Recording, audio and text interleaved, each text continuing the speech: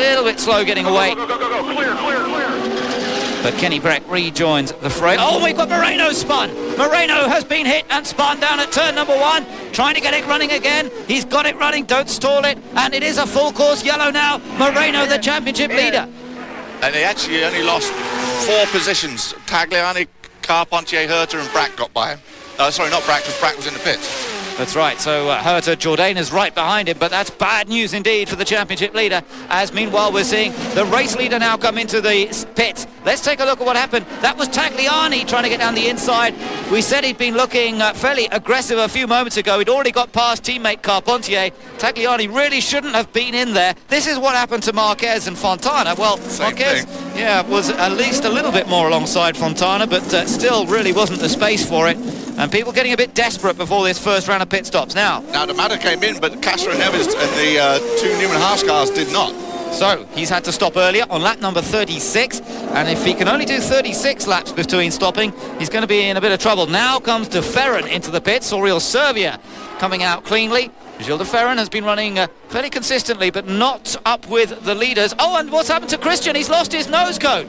Christian Fittipaldi's lost his nose cone. Take a look at the front of that car. There was no nose cone, no front wing on that car, and everything going on here. Apparently, Christian hit the back of Castro Neves' car, and there's a new nose cone waiting for Christian in the pits, but it's all going on here as... no, that's the one that's been ripped off, so it must have been in the pit lane, perhaps, or I'm not sure what happened there. Maybe coming out of the pits, he clipped the car that was parked in front of him as far as the pit boxes, and that would be Castro Neves. But I don't think he's stopped yet. Brian Herta now. Brian Herta's got a fire in the back of his car.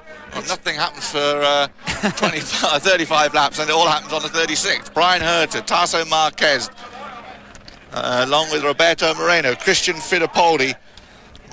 All sorts of... Look at this. Fittipaldi hit the back of De Ferran's car. It was De Ferran's car as he came in. As De Ferran came in, I missed that completely as I watched De Ferran come into the pits, and that nose cone sitting there, I hadn't spotted that came off Fittipaldi's car. So that is remarkable, and Fittipaldi now comes back in to have a new nose cone. What a disaster for him. He's been looking like a potential winner here this afternoon, and I think it's ripped out the mounting points from the monocoque, and they can't even mount a new nose cone. And you hear them on the radio saying we're done, and Christian was having such a great race right behind his teammate Michael Andretti.